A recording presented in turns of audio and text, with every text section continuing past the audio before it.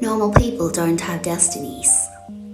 Of course, I never tell them that. When they come into my shop, I take their palms solemnly after I take their payment, $25 cash or card, and stare into the blankness of the futures with undue reverence.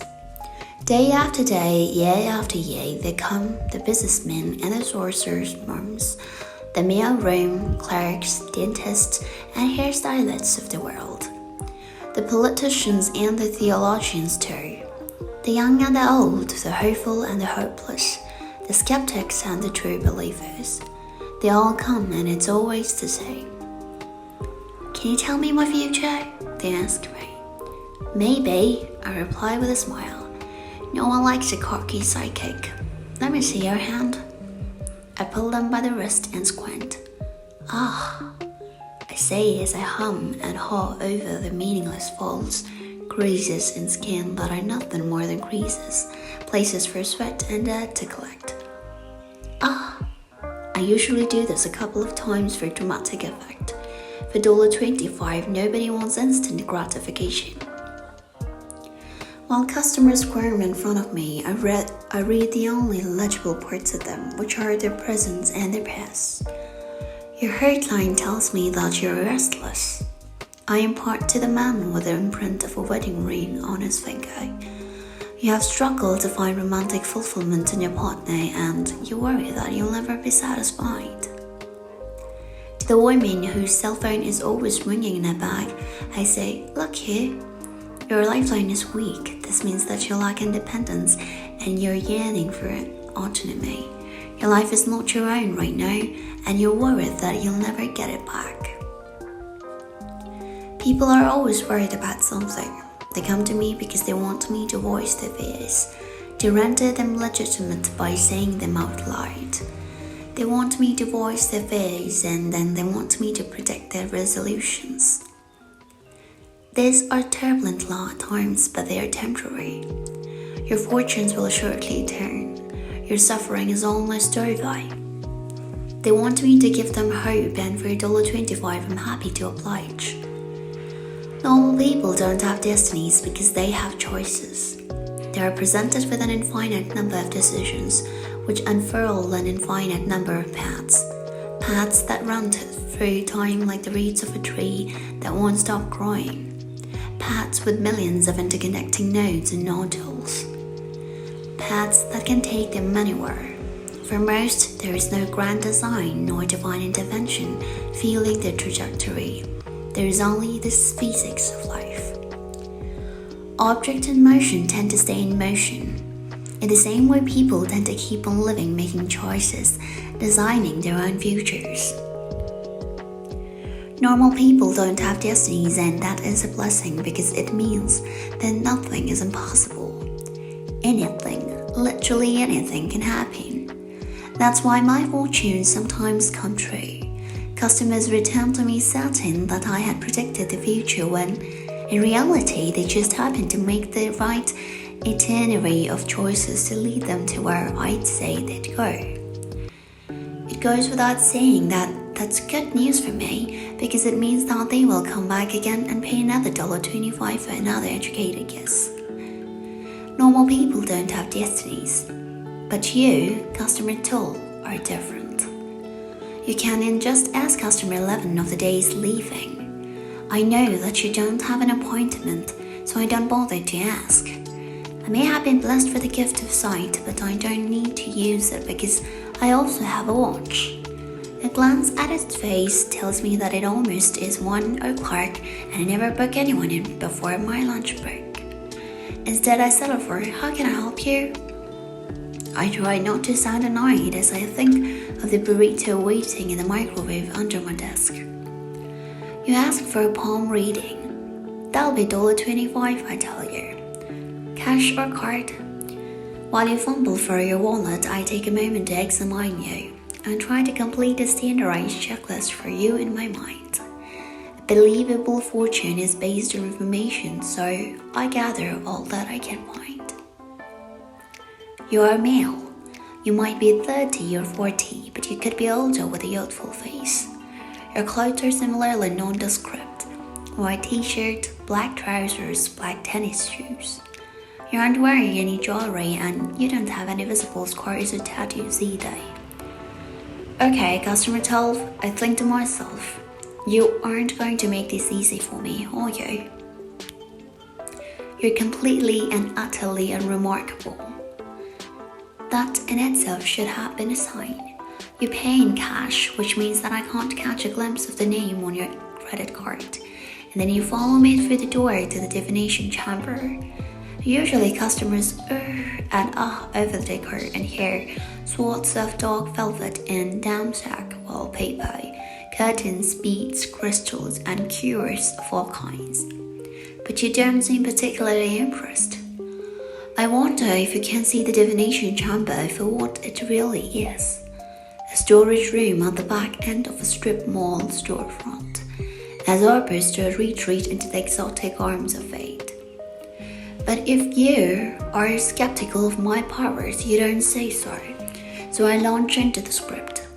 Take a seat, I rasp.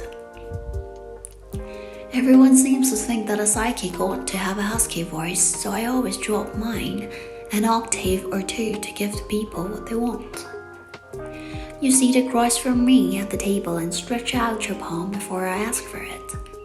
Your customers are usually a little nervous, tentative in the face of astrological wisdom, but not you. You seem like you know what you're doing. When I take your hand in mine, your skin feels dry and cool.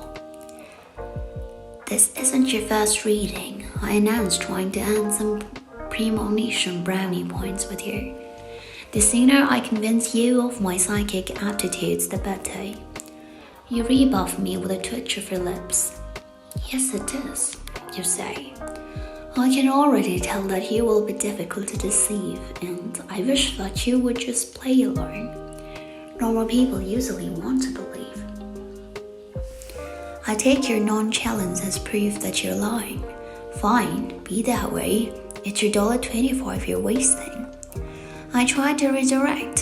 What do you hope to land today? Is there anything specific that you seek to find? No, not really. Oh, come on. You're making me dig.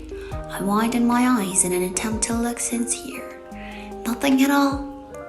There are no pressing questions in your life that need resolution. No uncertainties blocking your path. Your palm will be easier to read if I know what I'm looking for. Futures are never straightforward, you know. They're murky, even for those of us who can see them. Give me something, I beg you silently. Anything. You pass me a smile, but it almost looks sad somehow. For a second, I'm hopeful. Sometimes people need to be prodded a little before they open up. Are you divorcing? Filling for bankruptcy? Battling a scary diagnosis? I hold my breath in anticipation, but you leave me disappointed. I don't think you'll have too much trouble with mine, you assure me. Another dead end. Great. I try not to roll my eyes at you. Okay, I'll do my best. Normal people don't have destinies. They have emotions. Waves of them, oceans, currents, cacophonies. That's what we psychics try to read. So when I reach for your open palm, I prepare myself for a familiar drenching. I prime myself to be submerged in everything that you have felt, are feeling, or could ever feel. That is the closest thing to a destiny that I have ever experienced. A trashing of cogent and tangent potential energies. I hold my breath and wait for it, but when I touch you, I feel only one thing: frustration.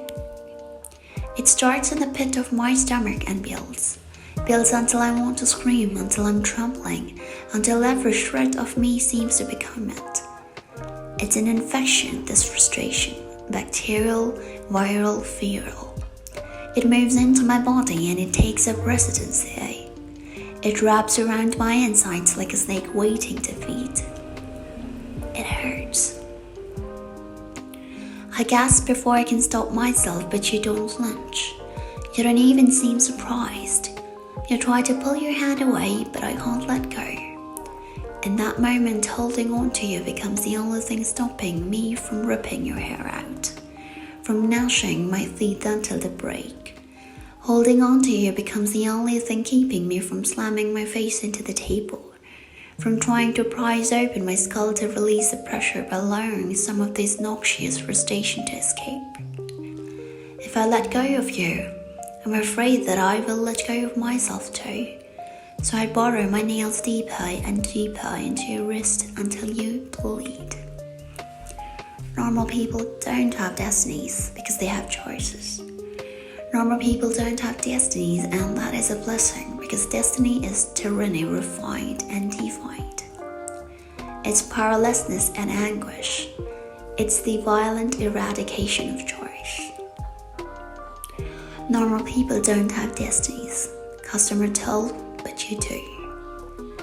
You have never had any possibilities, only certainties, and you have bounced against the confines of the preset track until you have bruised black and blue with desire. Every time you move, you meet resistance, and it has pressed down on you until you're exhausted. It has strangled you, it is strangling you, it will strangle you into submission. Everything that you've ever done, you have been meant to do. And the worst part is you know it. You are meant to be here now, and you know it. You are meant to bleed, and you know it. After this, you will leave, and you know that wherever you go next will be the place that you're meant to be. And as you tumble from right place, you will eventually find yourself asking if everything in your life is predetermined. Is anything about you really you? Is any joy that you feel organic? Is any emotion or whim or fleeting thought spontaneous? Or has it all been predecided for you by some unseenable, unfathomable force? Normal people don't have destinies, but you do, so you'll never get to know where you end and where fate begins. You'll never know if you love your wife because you love her or because you are meant to love her. And you do love her, so one day you'll start to worry that you're robbing her of a more genuine form of love, that she deserves to inspire in someone who could choose not to love her back. And when this question finally consumes you to the point that you can't even stand to touch her, you'll wonder if you destroyed your marriage or if this too was the brutal hands of destiny at work. One day you'll contemplate ending it all, but you will know that killing yourself will not be escape, or solace, or rebellion. If you do it, you'll know that dying was fated, and if you don't, you'll know that living was fated. So you won't bother. Instead, you will wake up every day and you will do whatever it is that you are meant to do. You will go on and on and on. You will go on and you will doubt. You'll never trust yourself. You'll never be sure of anything except that you have a destiny, which means that you'll never be sure of anything at all. I'm still shaking when you finally pry me from your wrist. Your touch is surprisingly gentle, and when you look at me, your expression is contrite. I'm sorry, you say, and I can tell that you mean it. You knew that this would happen, but you didn't have a choice.